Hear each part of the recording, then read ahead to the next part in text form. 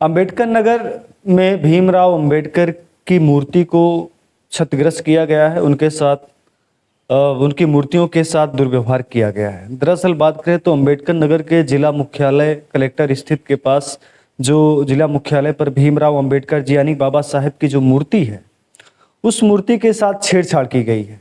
और मूर्ति के उनकी आंखों पर यानी कि भीम जी की आंखों पर जो चश्मा था, उस चश्मे को आगे से निकालकर पीछे कर दिया गया है।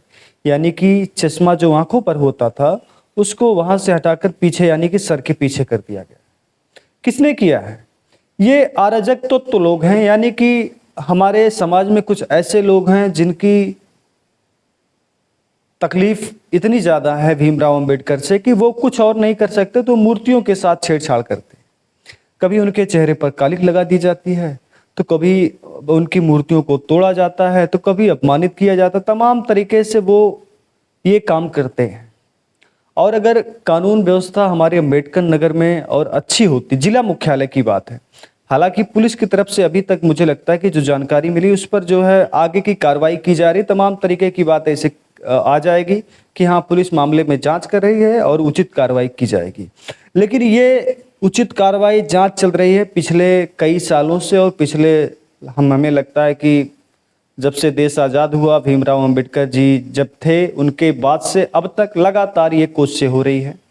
जब वो इस देश में और इस देश का संविधान बनाए थे, उस टाइम पर भी कई लोगों ने विरोध किया था, उनका विरोध किया था, उनके संविधान को जलाया था और उनके प्रतिमा को, उनकी फोटो को, तस्वीरों को जलाया गया था। तो ये वही मानसिकता के लोग हैं जिन्होंने शुरू से ही भीमराव अंबेडकर जी का, उनके विचारों का विरोध किया है।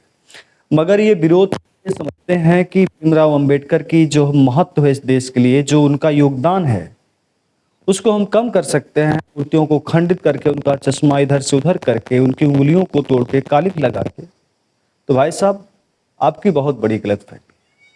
भीमराव अंबेडकर का जो योगदान है उस देश में, वो लगातार लोगों के अंदर बढ़ता जा रहा है।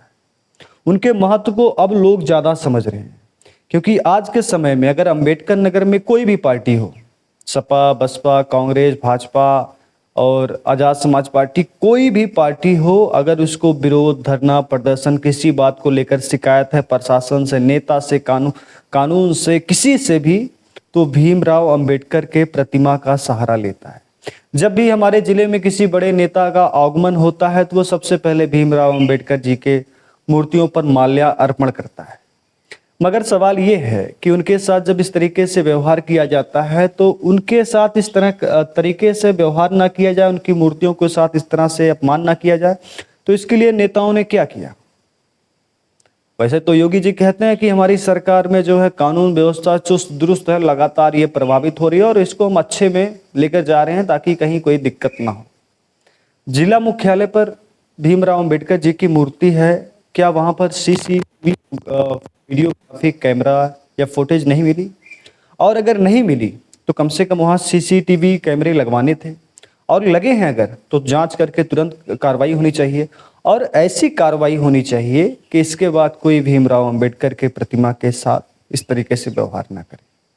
मगर सवाल यही है कि अगर हम करना चाहते हैं तब तो ये काम होगा, मगर हमारे अंदर अगर हम करने की नीयत नहीं है तो हम कैसे कर सकते हैं?